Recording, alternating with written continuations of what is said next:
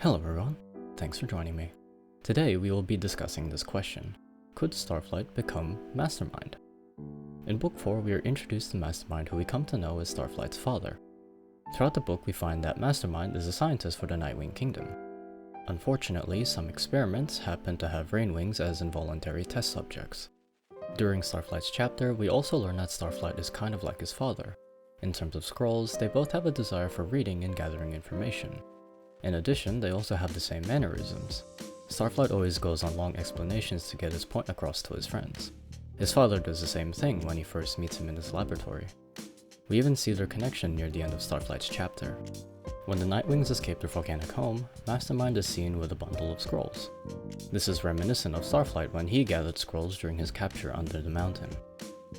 Despite their similarities, and Starflight wanting to meet his parents, Starflight has no intention in becoming like his father. Starflight does not want to do unethical experiments on dragons.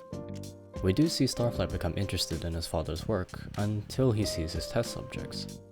In fact, we see his enthusiasm when Mastermind interests him with desalination in his lab.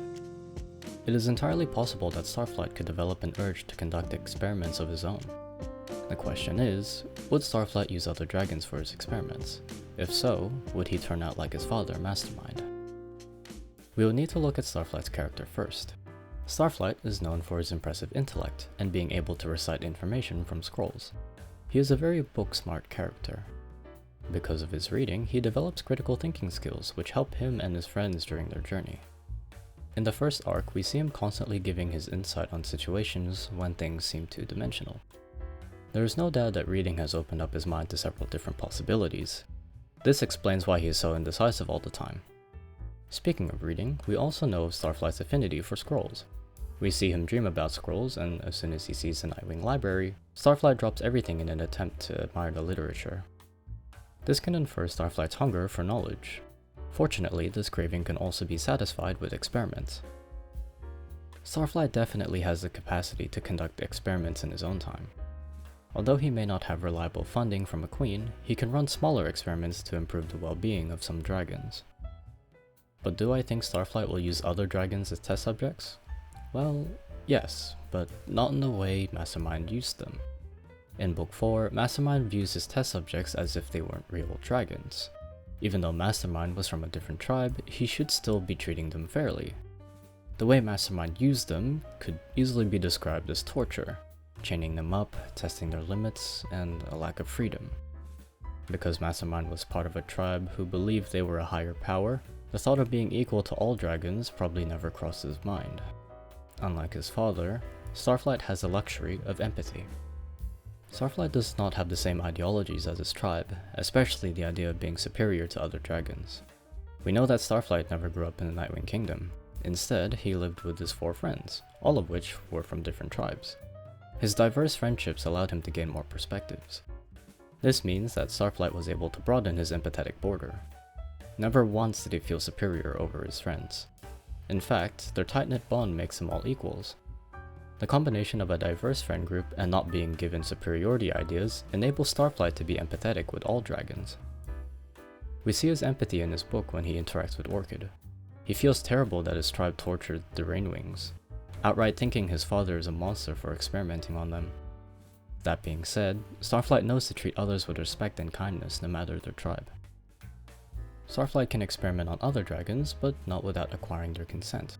He will also ensure that their well-being is maintained. What would he experiment on though? Let's look at some issues that the dragonets face. When they venture into the Icewing Kingdom, everyone besides the Icewings are not accustomed to the cold temperature. As far as we know, Icewings are the only dragons who can sustain the cold weather in their territory. Starflight could develop a warm cloak that dragons could wear to travel into the Icewing Kingdom. Icewing Frost Breath is also very deadly, so developing a healing salve to counteract its effects would be really useful. The salve doesn't even need to be used during wars. It could be used in emergencies if Frost Breath is used accidentally. Additionally, Starflight could make a portable version of the Sandwing Venom Antidote. He would need to make sure that he doesn't overharvest the cacti in the desert so he can experiment.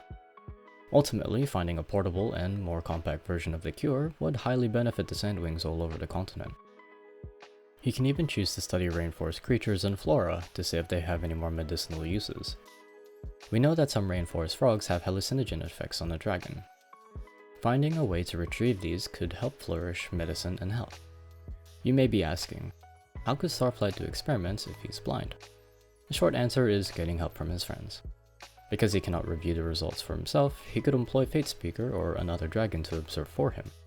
We've seen dragons do things despite any visual impairment. Look at Tamarin. She's been blind her whole life, but still manages to function like any other dragon. Tamarin is still able to pursue what she wants to do most. So why can't Starflight? There is one thing we need to consider though. Could Starflight live long enough to become a villain like his father? All of Starflight's experiments would need to have sacrifices. Whether it's time or resources, each experiment would take something away from Starflight. By the time Starflight is old enough to have his own dragonets, he could have developed something revolutionary. Maybe he could develop a way to harness electricity to automate some processes. While he researches the properties of electricity, one of his assistants could be fatally injured. Alternatively, a tragic event with his invention could occur. Perhaps a malfunction could cause some casualties. This would paint Starflight in a bad light despite his attempts to make a positive change to the world. To those negatively affected by Starflight's inventions, they would definitely consider him to be a harmful dragon or antagonistic. Ultimately, it would be too far in the future to fully tell whether Starflight would go down the path of villainy. Although, honestly, seeing Starflight become a villain would be really interesting. What would be his motives? What brought him to become a villain? And would he achieve his goals by the end of it? What do you think? Do you think Starflight could become Mastermind, an antagonist like his father? Let me know in the comments about what you think, and about what I should analyze next. Subscribe for more Wings of Fire, and as always, thanks for listening. Hey guys, welcome back to the unscripted part of the video. This was a really interesting episode for me to make. Not only is it one of my shorter videos, but I believe there are some concepts here that I found really interesting. I personally like Starflight's character. His urge to gain more knowledge inspires me to do the same. But sometimes the path of gaining that knowledge is dangerous and unforgiving. That's mainly why I wanted to look at Starflight and Mastermind together. Because they're so similar, would Starflight become like his father? It was an interesting concept to me, and hopefully I start thinking of more ideas to kind of flesh out the series a bit more. When I was reading the first arc, I saw that the Dragonets of Destiny more or less acted like their parents. Even though Clay's mother was mostly terrible, she stuck with her troop, just like how Clay stuck with the Dragonets of Destiny. Tsunami's mother makes a lot of quick decisions like her daughter, and Sunny herself is very charismatic, just like Thorn. She cares a lot about her tribe, and the same thing with Sunny, she cares a lot about her friends.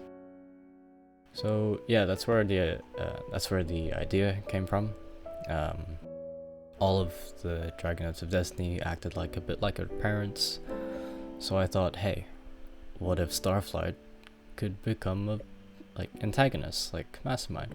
Also, I'm pretty sure it is antagonist and not necessarily a villain. I'd probably have to do some homework on that, but yeah. Thanks for making it to the end of the video, and I'll talk to you all next time.